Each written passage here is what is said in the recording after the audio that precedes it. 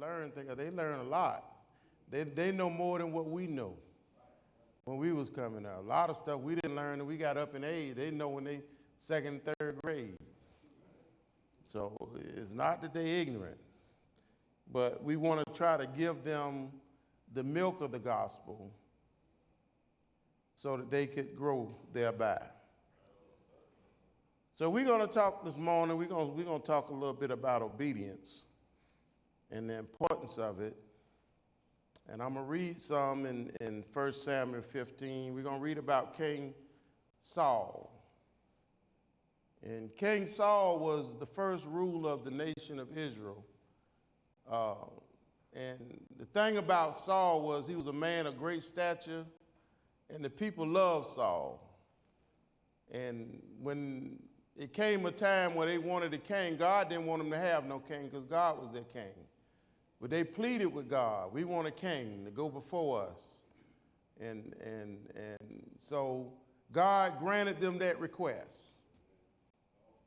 And the thing about it, they kind of picked Saul out because of his stature. He was a great man and all that. So God went along with it and allowed Saul to be king. So here we take it up in the 15th chapter, 1 Samuel, and listen as we talk. Samuel also said unto Saul, Samuel was the prophet of God. He was the man of God who anointed Saul and told Saul what he was going to do and what he was going to be.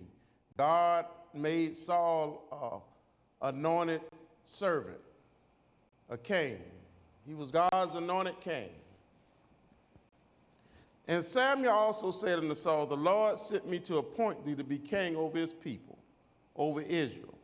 Now, therefore, hearken thou unto the voice of the words of the Lord. So the prophet goes to the king, and he began to tell him, he said, now, God got a word for me to tell you. And what I want you to do, I want you to listen to what I say and do what I want you to do that God is telling me to tell you.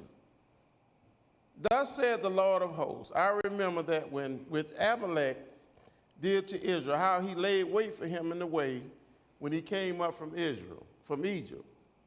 Now go and smite Amalek and utterly destroy all that they have, and spare them not, but slay both man and woman, infant, suckling, ox, sheep, camel, and ass.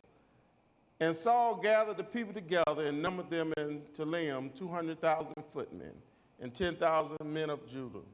So God told Saul, he said, now Saul, I want you to remember this nation of people who fought against us. They were a Gentile people that fought against the Israelites, and God wanted to punish them. So he said, Saul, I want you to go and just wipe them out. That's your task. And Saul came to the city of Amalek and laid wait in the valley. And Saul said unto the Kenites, go, depart, get ye down from among the Amalekites, lest I destroy you with them. For you showed kindness to all the children of Israel when they came up out of Egypt. So the Kenites departed from among the Amalekites. And Saul smote the Amalekites from Havilah unto the coming to Shur, that is over against Egypt. And he took Agag, the king of the Amalekites, alive, and utterly destroyed all the people with the edge of the sword. So what did he do? Did he do what God told him to do? Did he do what God told him? Didn't he kill all them people and save the king? Is that what God told him to do? He told him to kill all of them, didn't he? But he thought that it would be all right since the king was important to save him. Now what does that mean for us?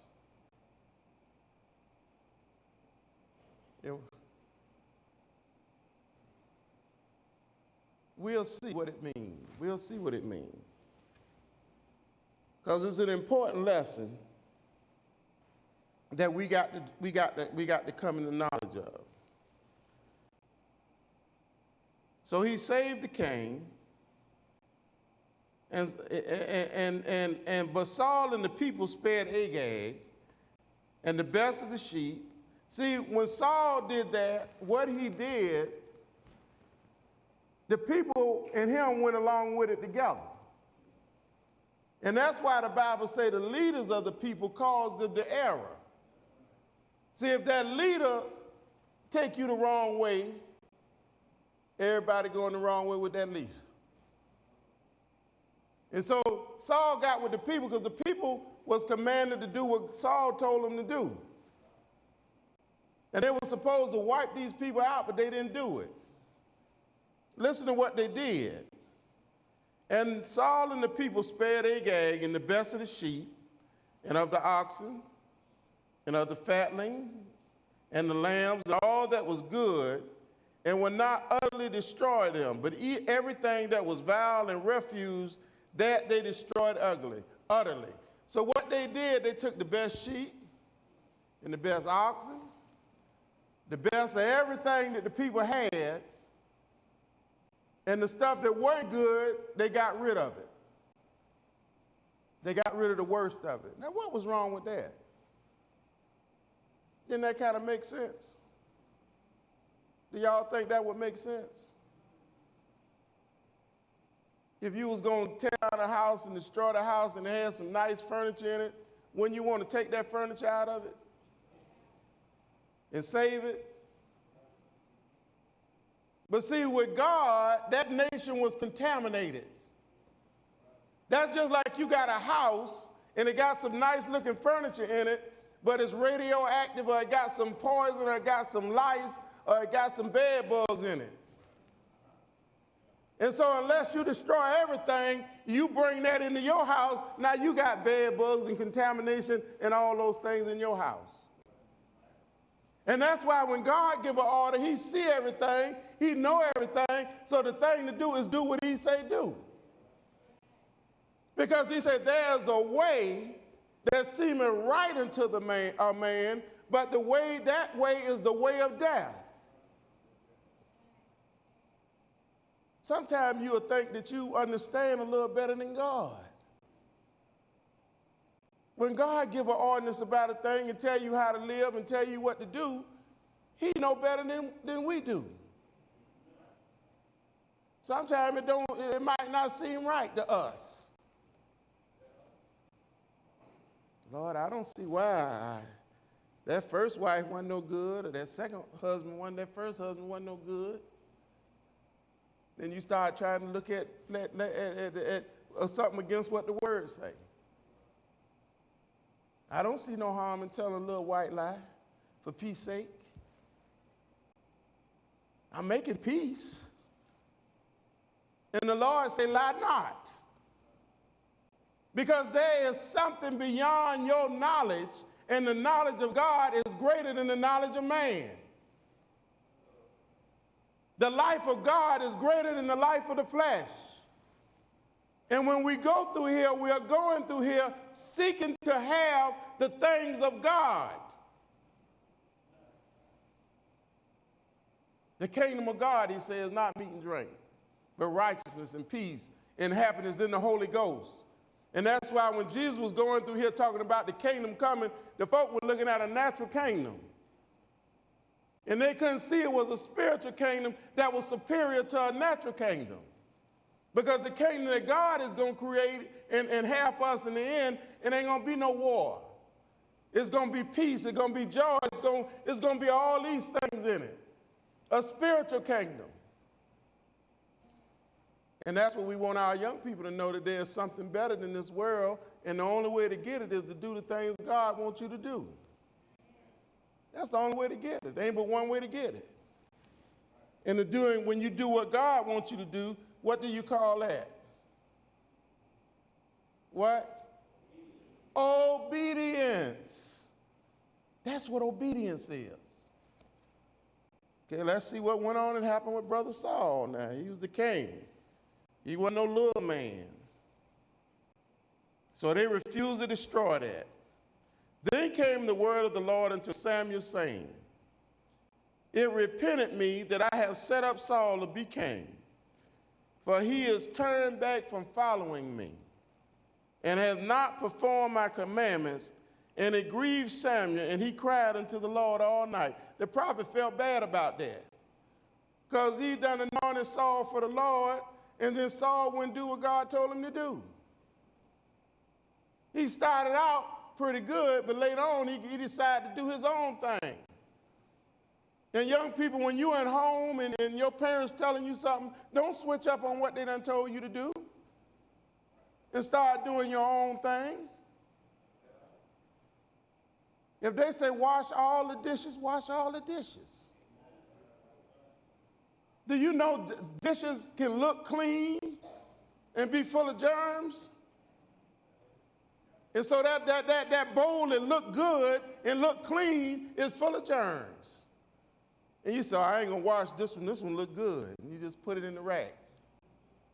I know most people got dishwashers now. They don't hardly hand wash stuff no more. But still, when they tell you something, do it, because that dish that you put in the rack full of germs, it might make you sick. When you put your cereal in there and you eat it and you get sick, you don't know what you're sick from. Because they used that pot, they had that bowl at first, they did something with some raw meat, and then when they took it out, they just rinsed it out. And when it dried out, you couldn't see the contamination from that raw meat and that salmonella in there. And then you ate it, and then you got sick. But if you'd have been obedient and washed it out good and then put it up, you wouldn't have got sick.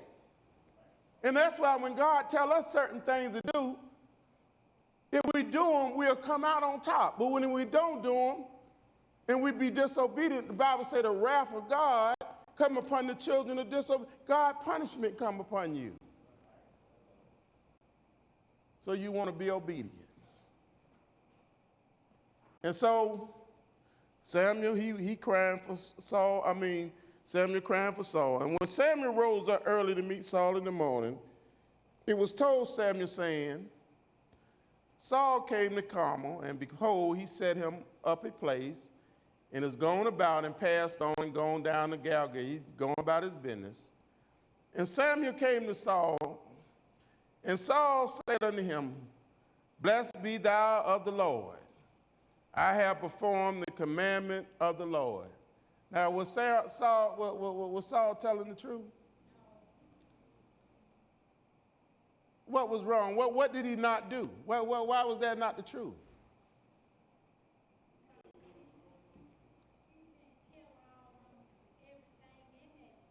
He didn't kill everything he was supposed to kill. So when your parents ask you to do something, or the preacher telling us to do something, and what if we do almost all of it? We coming up short, ain't it? Do you see how that fit into perfection? If we don't do all God told us to do, we coming up short. If we don't lie and we don't steal and we don't commit adultery and we don't fornicate and all that, but then we gossip and backbite and we tease and we cheat on tests, as that's dishonest, then we ain't doing what we're supposed to do. We're not living right. We're not living the best life that we can live according to what God's standard is. If we try to get in the kingdom of God other than repenting, getting baptized and coming to church and being in the fellowship, we kind of come up another way. And young people, y'all need to know at some point in your life, you need to come to God and get baptized and get in the church and work in the church and serve in the church. Because if you don't, you're not going to get these blessings God got for you. If you ain't did it and ain't made up your mind, you need to start thinking about doing it. Because Revelation says he saw the small and great stand before God. So he telling Samuel, yeah, I did everything you told me to do. And Samuel said, well, what meaneth this, the bleating of the sheep in mine ear, and the lowing of the oxen which I hear? See, when you don't do right, God got a way of finding out about what you didn't do. And your parents got a way of finding out what you didn't do. Because you're going to forget something, and you ain't going to remember something that you should have remembered. I know when I was a young man and they told me not to smoke. And when I started sneaking smoking cigarettes, you know, and my mama said, "Ooh, that smell like smoke." "Yeah, Mama, I was on that bus." And they just smoke on that bus, smoke on that bus, smoke on that bus. But then one day, I left a pack of cigarettes in my pocket. And when my mom was going through the laundry, here go that pack of cigarettes stuck in my pocket. Busted. I couldn't put it on the people on the bus no more. Because she knew I was smoking cigarettes, because what I'm doing with a pack in my pocket. And that was Saul did. He didn't do what God said. He said he did, and the prophet heard the sheep and the goats and all this stuff going on, making all this noise. He said, "What is this?" That's what he did. He said, "What I hear?" And Saul said, "They have brought them from the Amalekites." Now listen to Saul. He the king. He over everything. And now he's going to begin to blame the people. He did the same thing Adam did, didn't he? Adam tried to put it on his wife. "That woman you gave me." And the wife put it on the serpent. That serpent. But you know what? When you stand before God and you do wrong to God, you can't blame nobody else. And when you're in your class and in your school and you start failing, it's your fault. You got an opportunity. You got to work as hard as you can to do what you're supposed to do. You can't blame everybody. You can't say, "Well, that girl sitting next to me, she just kept making noise. You should have moved and told the teacher you need to sit somewhere else." You can't put it on your brother. "My brother wouldn't let me do this. I was going to do it, Mama." No, you do what you're supposed to do. If you're having a problem, you got to work that out, or you go to your parents, the one in authority. Because this is not Saul. He the king. Now he going to say them people. Let's see what happened to Saul for that.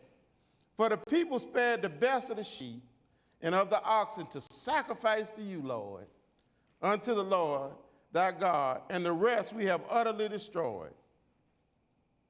What we going to do, we saved it so we can give it back to God. God didn't want it. God didn't need it. What God needed was for you to do what you're supposed to do. When you working with your parents, they don't need the little that you got. They want you to be obedient. They want you to obey, because see, they see more than you see. They see it's necessary to learn to follow rules and regulation and laws. It's necessary to learn what to do and when to do it. Amen. Because it causes you to survive. Many people, I know they protest about these police shooting these people, but if they would just learn the rules. When that officer say, "Put your hands up," don't go to fumbling trying to get your phone out to take his picture. That's dangerous. Amen. When he said, "Let me see your hands," you put your hands out there. They had a video, I think it was last week, of a young man that the police stopped him and told him to open the door and get out. He said, "I'm not moving my hands." He said, "You might shoot me. Are your camera on? I'm going to let you see my hand. Yeah, you can open it, but I ain't taking my hand down, reaching down out of sight." Because he had been told, keep your hands where them police can see your hands. And so as a young person, the things that you learn, they're to make you successful in life, but you don't know them, but you have to believe your teacher. You got to believe your parents. You got to believe the preacher. And the more you learn, you'll find out from being obedient, you'll be successful. Here's Saul. We destroyed everything else we got. We kept the best. Then Samuel said unto Saul, Stay, and I will tell thee what the Lord has said to me this night. And he said unto him, Say on. And Samuel said, When thou wast little in thine own sight, was thou not made the head of the tribe? When you were nothing, I took you and made you exalted. Just like you young now, if you keep going after a while, God begin to bless you, and you go to school, you go to college, you become successful in life. But don't forget God. Amen. Don't stop obeying God. Because this is what Saul was doing. God took him from being a little somebody and made him king. Gave him authority, gave him power, gave him rulership. And the God that made him that, when he told him what to do, then he didn't do what God said do. How would you all feel if you had a friend and you gave your friend some of your money to help them? And say, now don't be stingy. If somebody needs some help, help them. Amen. You shared your $10 and gave them $5. And then somebody else say, could you buy me a bubble gum? I ain't gonna give you none of my money. This is my money. That wouldn't be fair, would it? It wouldn't be fair to that person, it wouldn't be fair to you, because you gave them something of yours of value so that they could be a good person and help. And they wouldn't be broke. But see, God gave Saul a gift. He gave him authority. He gave him a rulership, and all he had to do was do what God asked him to do. Amen. But he did part of it. And when you do part right, you still wrong. Part right equal wrong. You can't be part way right. You got to be all the way right. God, I obey some of what you said, but I ain't do all of it now. And he said, was thou not made the head of the tribes of Israel, and the Lord anointed thee king over Israel? And the Lord sent thee on a journey and said, Go and utterly destroy the sinners, the Amalekites, and fight against them until they be consumed. Wherefore didst thou not obey the voice? Why didn't you obey the voice of the Lord? But did it fly upon the spoil and did evil in the sight of the Lord? It's evil when you disobey God. It's evil when you disobey your parents. Amen. That's evil. That's not right to do that. And Saul said unto Samuel, Yea, I have obeyed the voice of the Lord, and have gone the way the Lord sent me, and have brought Agag, the king of Amalekite, and have utterly destroyed. He's still trying to present his case, and he's wrong. If you're a young person, no, your parents done corrected you, don't say, well, no, Mom, I did what you told. No, you didn't. But the people took the spoil. He putting it on the people, the sheep, the oxen, and the chief of things, which should have been utterly destroyed, to sacrifice unto the Lord thy God in Gilgal. And Samuel said, now I want y'all to answer this question. Hath the Lord a great delight in burnt offering and sacrifice, as in obeying the voice of the Lord? Behold, to obey is better than sacrifice, and to hearken than the fat of rams. So what is he saying? It's better to do what? To obey. Than to do what? To give God a whole lot. See, if you ain't obeying and you coming to church and you singing in the choir and you serving on the usher board, you giving God a sacrifice. But if you're not obeying God, it's not as good as if you just obeyed God and you didn't serve on the usher board, or you weren't in the choir, or nothing like that. It's better to obey God. Amen. And live right, and live like he wants you to live. That's the most important thing. Yes, sir. But so sometimes, because we serve on these auxiliaries and we serve in these different functions in the church, we think we can be disobedient. Somebody tell me, where are the eyes of the Lord? Where? Over the righteous. They're over the righteous, but there's some other scripture too. They're where? Every place. beholding the good and the evil. You can sneak and do something against your parents or against your pastor, but God see what you're doing. Amen. He beholding the good and the evil. And the Bible said there's a book of remembrance. God got a book where them angels write down what you're doing. Amen. When you're sneaking around. When you're hanging with the boys. Saying some words you don't supposed to say. God hear it. So don't do it. Come on, Brother Frederick. It ain't nowhere we can go that God can't see us. When we're in the bedroom, God see us. He see us. He see us. Ain't nowhere you can hide. You can't hide. You can't hide. You can't hide. That's what I saw so too. Ain't no hiding place down here. Ain't no hiding place. That's right. Ain't no hiding place down here. And so now he done came to that point. He trying to argue with Samuel. And saying that he didn't do what God done told him he did do. Listen to the 23rd verse.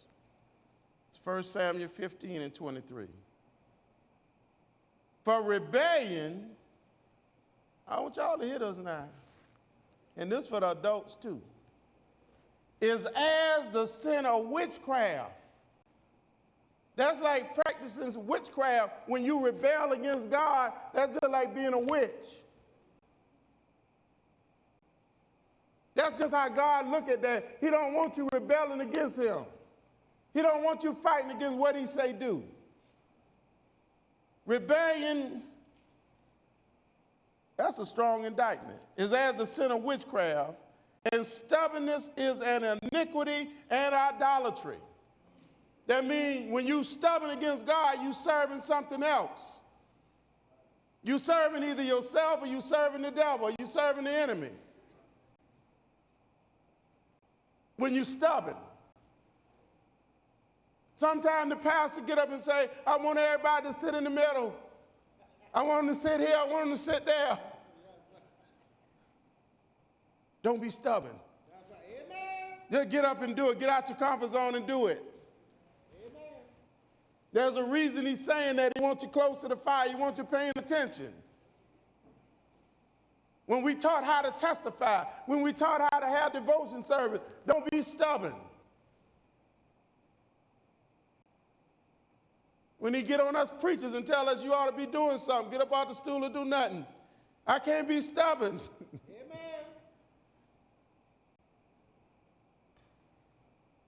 Stubbornness is not good. Stubbornness is rebellion. That's what the Bible says. And because of that, because thou hast rejected the word of the Lord, he has also rejected thee from being king. He took Saul down from being king. He put him up, now he done put him down. Because he wouldn't do what God told him to do. And when he said that, then Saul changed his testimony. This thing's serious now. And Saul stayed in the sand. I have sinned. He confessed it now. For I have transgressed the commandment of the Lord and thy words, because I feared the people, I obeyed their voice. They let the people sway him. Just like when you're in school and you're doing different things, them classmates and all them, they're going to try to get you to do something wrong. Don't do it. That's what Saul did. He let the people sway him. Saul, let's don't get rid of all these things. There's some nice sheep. There's some nice stuff. Don't let peer pressure you to be disobedient to God and your parents. Don't do it. It can be a fatal mistake. I knew a young man, a relative of mine. This is a true story. And he was working. He would get off late. And he was practicing. He was trying to be a boxer, but he was going to school. He was waiting on it. He was going to get a car that next week. And his parents always told him, said, now when you get off, you call one of us, and we'll come pick you up from South DeKalb Mall. And this particular night he got off, and because he was practicing to be a boxer, you know, he was training. He had a match coming up in about a month. So to get his road work in, he decided to jog home. And on the way of jogging home, he had a starter jacket on.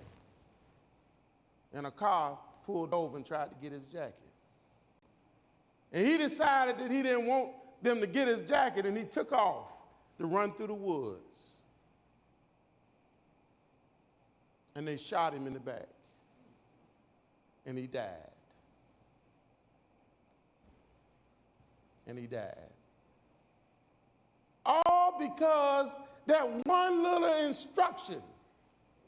When you get there, call one of us that we might pick you up. And he didn't do it. He decided to do different. Well, I'll just run. His house was maybe a few miles. I'll just jog and I'll just go and I'll get my road work in and I'll just run. I ride home. I run home. And he didn't do it. And because he didn't do it, he got shot.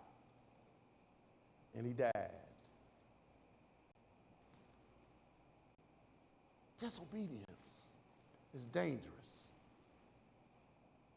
It's dangerous to do that. And that's what Saul did. Out of all he had, he was rejected by God, and eventually Saul was killed in battle. God departed from him and left him, and he couldn't feel God. He couldn't communicate with God. God told the prophet, say, stop crying about Saul, because I done already rejected him. And if there's one thing you don't want God to reject you. Because if God rejects you, ain't nobody can change the decision but God. And if he said no, that's it. In the beginning, when Noah was in the earth, he said, God grieved God that he made man. He said, I'm going to destroy man from off the face of the earth. But Noah found grace in the eyes of the Lord, and he told him to build an ark for him and his family. And you know, everybody else in the earth was killed out because God had announced judgment on them. That's just how serious it gets. And when God says something, it's going to come to pass. Amen. He have mercy on whom he will, but if God cut you off and judge you, that's it. So you got to do all you can to please God and stay obedient to his word. Ephesians 6, New Testament. We got the young people in here. Well, yeah, we got some great young people too. Let's get a Lord a hand for them.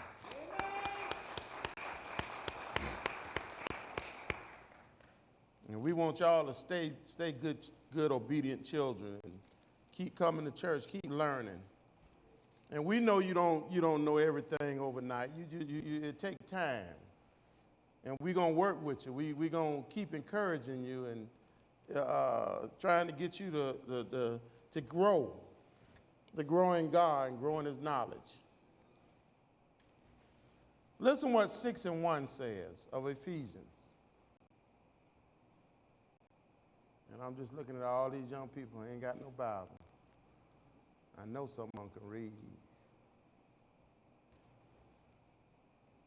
We got to see that they have some Bibles next time. We about halfway through, but they need to be able to look at some of this. Amen. That's right, brother. Because he told Timothy, he said, from a child, thou have known the holy scriptures, which was able to make you wise unto salvation. Reading the Bible make you wise. Because you'll see what happened. You'll see what not to do.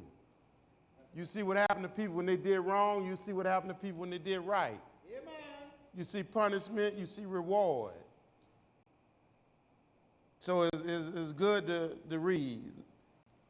Ephesians 6:1, children, obey your parents in the Lord, for this is what? Now, this adults too. Who are your parents in the Lord?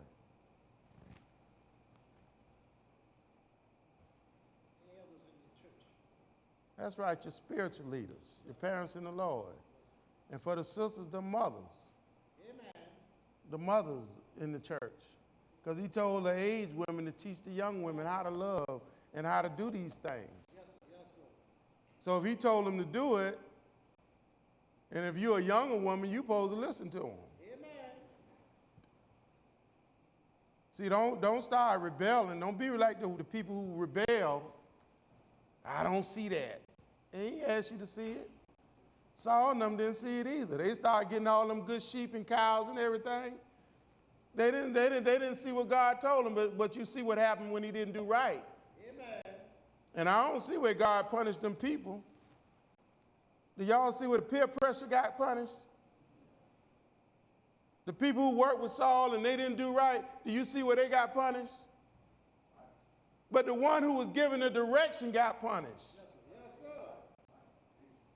And sometimes we be in the church, well, they ain't doing that. You told what to do. You done got the instruction. Don't be looking at brother so-and-so talking about what he ain't doing. Amen. He might not get punished and you get punished.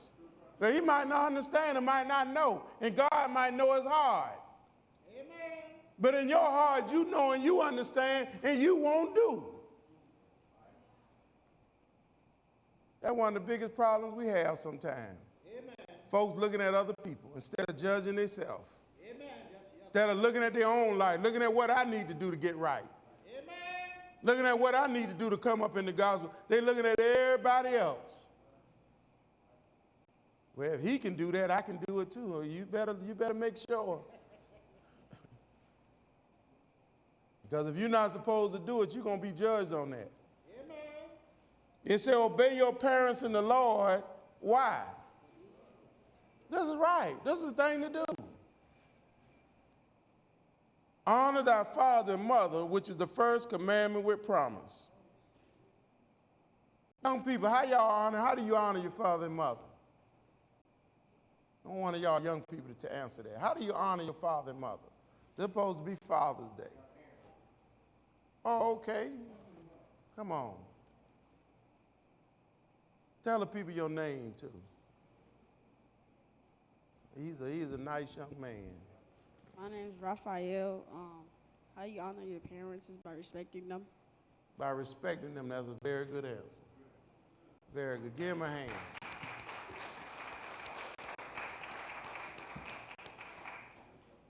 You honor your parents by respecting them. And what does that respect include? What does that respect? If you respected me, what you doing to me? You honor me, but you being obedient. If your parent asks you to do something, they don't have to ask, they can just command you. But sometimes they ask the children. But they can command you to do something, and you say, you're a young man, and then your parents say, I want you boys to go out there and rake the yard. And you say you honor your daddy or your mom, and they ask you to do that, and then you don't do it. Is that respect? That's not respect. That's not honor. Honor is doing what they say do. Amen. And not only doing what they say do it in a timely manner. They say, I want you to get up now. Go ahead and get ready for church. Okay, Daddy. Still in front of the TV. Ain't moved. 5 minutes later, they're still in front. I'm going to do it. And then you have to go get the TV. You got to go get the thing, click the TV off, and then they go do what they're supposed to do. Well, see, you learn how to honor and respect your parents. You have to learn that. And you learn it by doing it. When your parents tell you to do something, you know when you start doing what they say do and do it when they say do it, you become a dear child and an obedient child. Ain't that right, mothers? Don't y'all honor them children when they do what y'all say do? And when they do it like you say, don't that make you feel good? Don't that make you trust them and want to do things for them? And when they come to you and ask you about things, don't you want to do it because they're a nice child? That's where your blessing come in. When you start doing the things that they want you to do, like they ask you to do, then when you go to them and say, Daddy, can I have this? Or Mom, even if they can't get it right then, they'll try to get it. They'll try to do it for you because you're a good child. You know, my son don't give me no trouble. My daughter don't give me no trouble. When your parents can say that about you, that's great. That makes them live longer. It makes them feel good. And that's how it is with God. It say, be ye followers of God as dear children and walk in love when you're a dear child. And see, that's what us older people, we are learning and doing our best to be a dear child of God. God have confidence in us. And you know, the more confidence God have in us and the more we do what God wants us to do, then the more he give us to do. Amen. Because he said the one with all them tests, sometimes you think you overburdened and you doing all God wants you to do. Look out, you get some more work. You get less work, you get more work. Because he took the man with them 5 talents and the one that didn't do nothing with his talent, he gave it to the man with the 5. It's good to have a job with God. Amen. You don't want God to have you on the unemployment line. You ain't going to walk through here on a flowery bed of ease and just be lazy and don't do nothing for the church. Don't do nothing for the Lord. Ain't got no task, ain't got no assignment. Because he said every joint supply. If you in the body, you got something to supply to the church. Amen.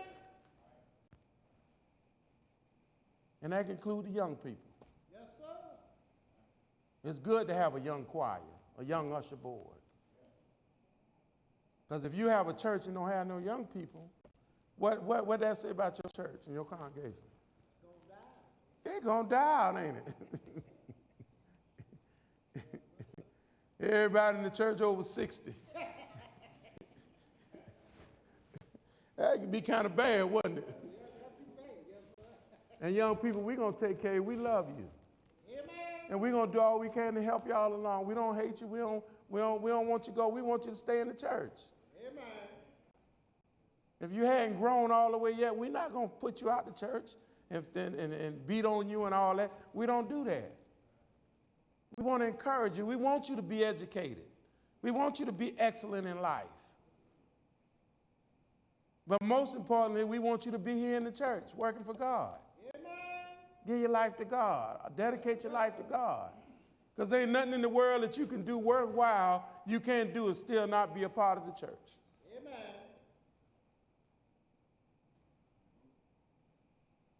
Honor thy father and mother, which is the first commandment with promise. What's the promise? Any of y'all young people know what the promise is if you honor your father and mother? What God promised you if you honor your father and mother?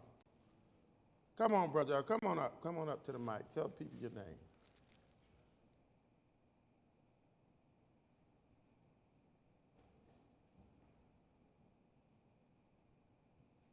Did you have a Bible when you were sitting down over there? You did? Did you look down and read it? Ain't nothing wrong with that. See, that's good. See, if y'all had your Bible reading along with the lesson, you'd have saw the answer. Tell them your name and that's smart. My name is Nikolai George.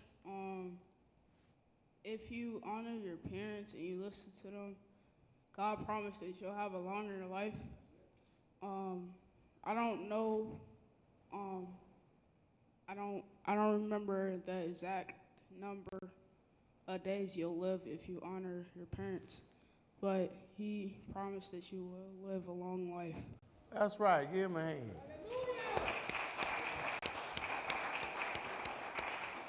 See, it's right there in the scripture. See, we just said, if you know the scripture, it'll make you wise unto salvation. All he did, the next verse tell you what it is. It says that thou honor thy father and mother, which is the first commandment with promise, that it may be well with thee, and thou mayest live long on the earth. See, it's in the Bible. It tells you you will live long, or you have a longer life if you honor your father and mother. Amen. Your life won't get cut off. Most of these young men and women who are out in the street causing a lot of trouble and shooting people and going to jail, they didn't honor their father and mother. Amen. They went on, most of them went on in their parents. Some of them might not even had no parents around. I recognize that too. But most of them, they was disobedient to their parents. Amen. I want you in the house at 9 o'clock. You coming in at 11. That's dishonoring your parents. That's when the trouble starts. You know, at night, that's when all the trouble starts. Amen. Now, there's trouble in the daytime now because we're in a wicked society. But at night, it's especially bad. Yes, sir. Yes, sir. That's when all the crooks get together. Amen.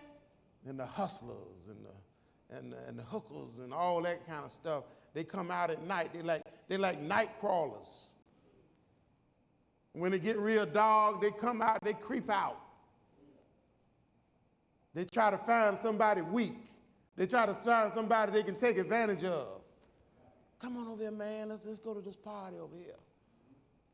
And then they give you a bunch of alcohol or some drugs or something and get you so high, then they take your wallet, take all your money out.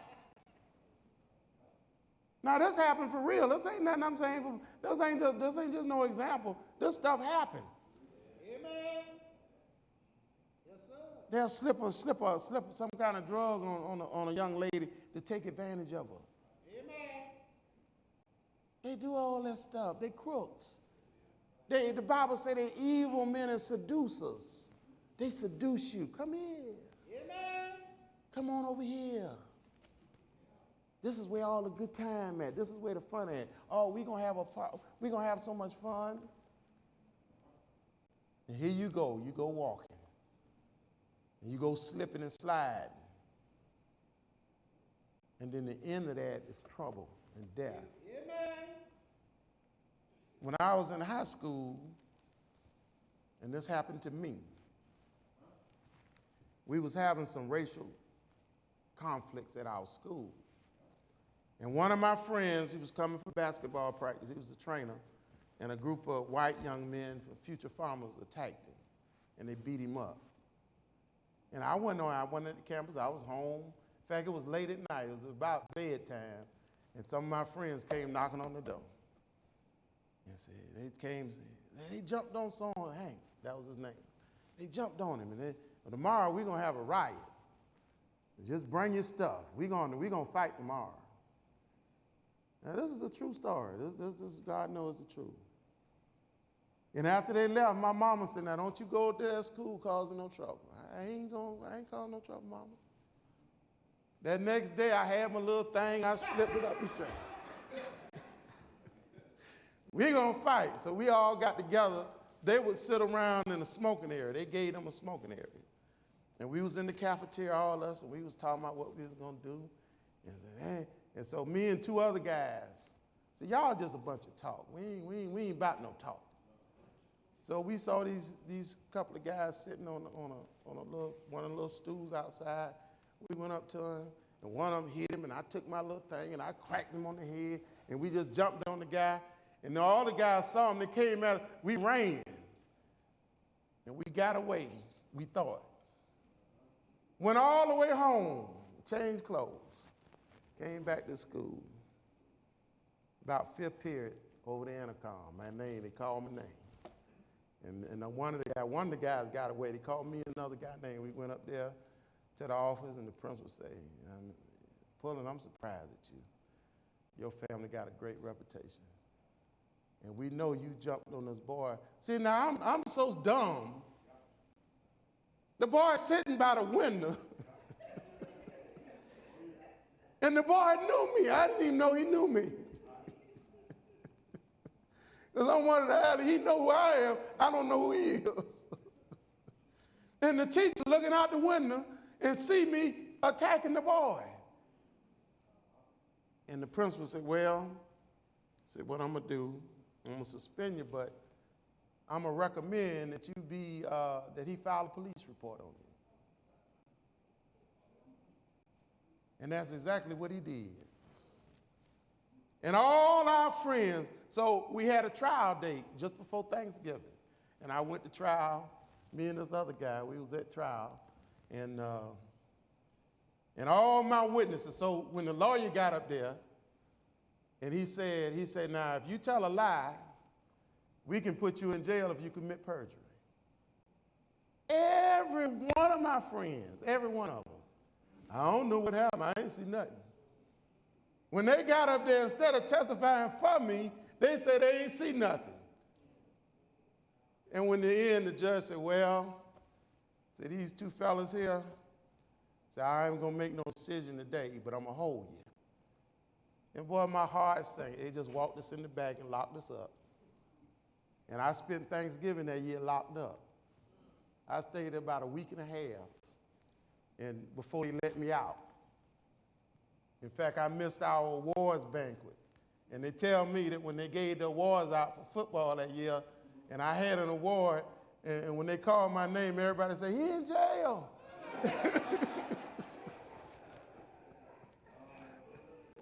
But what I'm trying to say, I let the peer pressure get to me. I'm trying to impress my peers. They didn't stand up for me. Most of them didn't even fight with me. But I'm out there on a limb, and that's what'll happen to you if you don't follow the directions of your parents. If I'd have just listened to what my mama said, no, I want to be with the boys. I want to be tough.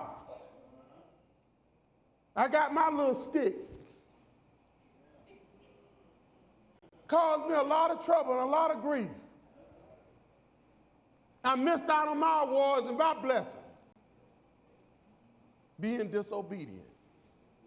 Not listening to wise counsel. Not obeying my parents.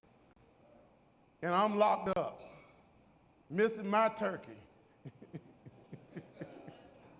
Missing my award service. I'm locked up somewhere. And that's what'll happen to you if you be disobedient. Whatever you do, be obedient. If you don't understand, be obedient. Because all good parents, they have the best interest of the children at heart. And they're going to do what they can to see that you make it and be successful. God bless you. In the hands of our superintendent.